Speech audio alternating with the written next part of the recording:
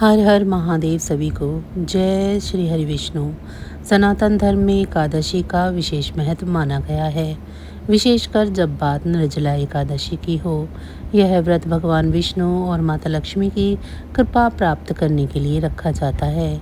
जिस माह के शुक्ल पक्ष की एकादशी, जिसे निर्जला एकादशी भी कहा जाता है, इस बार 6 जून 2025 को मनाई जाएगी। धार्मिक मान्यता के अनुसार इस दिन व्रत रखने और श्रद्धा से भगवान विष्णु की पूजा करने से न केवल सभी पापों से मुक्ति मिलती है, बल्कि जीवन में सुख, शांति और समृद्धि भी आती है। इस पावन अवसर पर तुलसी से जुड़े कुछ विशेष उपाय करने का भी विशेष महत्व होता है। माना जाता है कि तुलसी भगवान विष्णु को अत्यंत प्रिय है और इस दिन यदि तुलसी के माध्यम से कुछ सरल उपाय किए जाएं, तो भगवान विष्णु शीघ्र प्रसन्न होते हैं।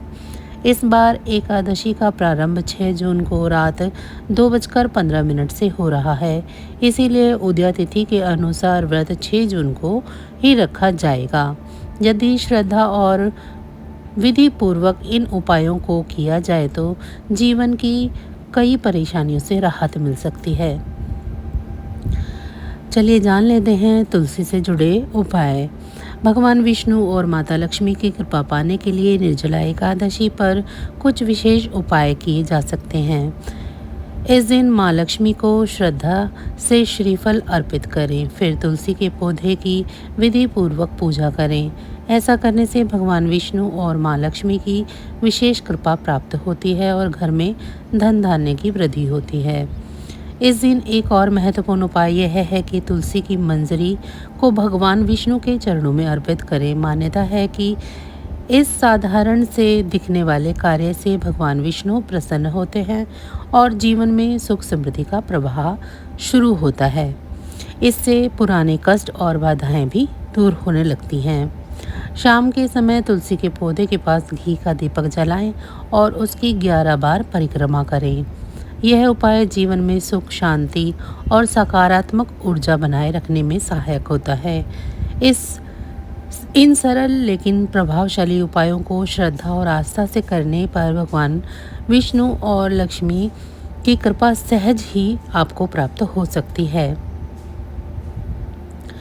निर्जला एकादशी व्रत 2025 में खास बात यह है कि इस बार एकादशी तिथि 2 दिनों तक चलती रहेगी।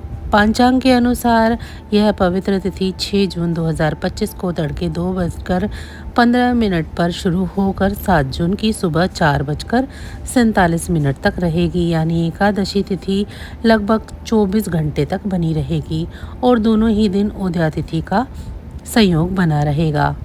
शास्त्रीय नियमों के अनुसार जब एकादशी 2 दिन आती है तो गृहस्थ जीवन में जीने वाले लोगों के लिए व्रत पहले दिन यानी 6 जून को ही रखना आवश्यक होता है। हालांकि सामान्यतः यह व्रत 24 घंटे के लिए रखा जाता है, लेकिन इस बार व्रत का पारण अगले दिन दोपहर में होने के कारण व्रत की अवधि 32 घंटे 21 मिनट हो सकती है।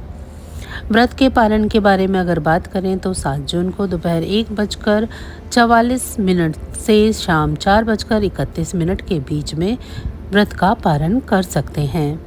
जो भक्त 6 जून को निर्जला एकादशी का व्रत रखेंगे वे 7 जून को इस निर्धारित समय पर व्रत का पालन कर सकते हैं।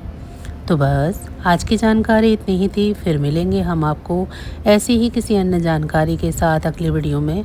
अगर आप सभी को हमारी ये जानकारी अच्छी लगी है तो वीडियो को लाइक करें। चैनल को अभी तक सब्सक्राइब नहीं किया है तो ऐसी ही और वीडियो के लिए चैनल को सब्सक्राइब कर लें। भगवान विष्णु और माँ लक्ष्मी की कृपा दृष्टि आप सभी पर सदैव बनी रहे। आप सभी का बहुत बहुत धन्यवाद। नमः शिवाय।